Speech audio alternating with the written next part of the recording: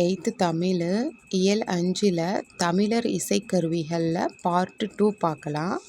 குழல், குழலுக்கு வேய்ங்குழல், புல்லாங்குழல் அப்படின்னு குழலில் வகை சொல்கிறாங்க. இந்த குழலை எதில் சொல்கிறாங்க அப்படின்னா செய்கிறாங்கன்னா சந்தனம், செங்காலி, கருங்காலி மரத்தில் செய்கிறாங்க. சந்தன மரம், செங்காலி மரம், கருங்காலி மரத்தில் தான் இந்த குழல் செய்கிறாங்க. இதை சிலப்பதிகாரத்தில் என்னென்ன பேர் சொல்லியிருக்காங்கன்னா குழலுக்கு கொன்றை குழல், முல்லை குழல், ஆம்பல் குழல் அப்படின்னு 3 வகையான குழல் பெயர்த்தி சொல்லியிருக்காங்க சிலப்பதிகாரத்தில்.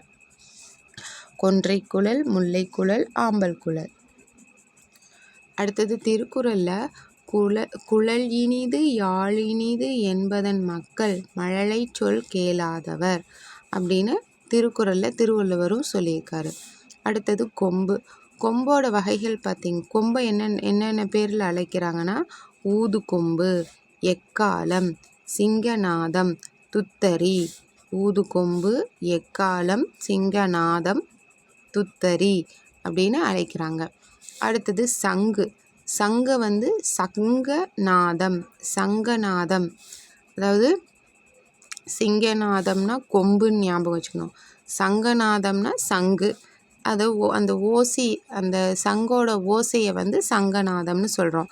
சங்குக்கு இன்னொரு பெயர் என்னன்னு பார்த்தீங்கன்னா இலக்கியத்தில் பணிலம்னு சொல்கிறாங்க. சங்குக்கு இன்னொரு பெயர் பணிலம். சங்கொடு சக்கரம் ஏந்தும் தடக்கையான் பங்கைய கண்ணானை பாடேலோர் எம்பாவாய் அப்படின்னு திருப்பாவையில் சொல்லியிருக்காங்க.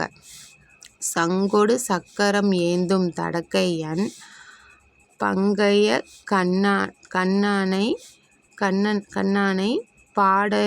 பாடேலோர் எம்பாவாய் திருப்பாவையில் சொல்லியிருக்காங்க.